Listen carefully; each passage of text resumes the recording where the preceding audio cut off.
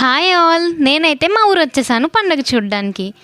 ఇంకా ఊరు వచ్చాక అందరం గ్యాదర్ అయ్యి పండగ అయితే మొదలెట్టేసాం.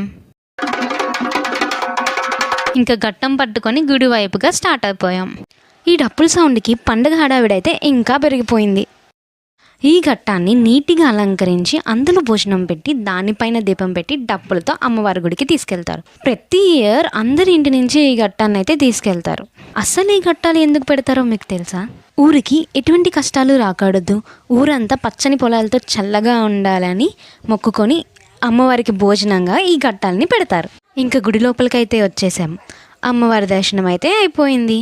ఇంకా గుడి మొత్తం చూసేసి దగ్గరలో ఉన్న మోదుగుండమ్మ గుడికి అయితే వెళ్ళిపోయాం. ఈ అమ్మవారి దర్శనం కూడా చేసేసుకొని ఇంకా ప్రసాదం తీసుకొని రిటర్న్ అయితే స్టార్ట్ అయిపోయాం. రిటర్న్ వచ్చాక ఫుల్గా టిఫిన్ చేసేసాం.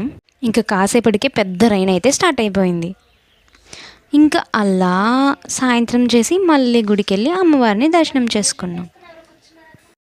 అలా సాయంత్రం అయిపోయింది. ఇంకా సాయంత్రం మళ్ళీ ఊర్లోకి వెళ్ళిపోయాం.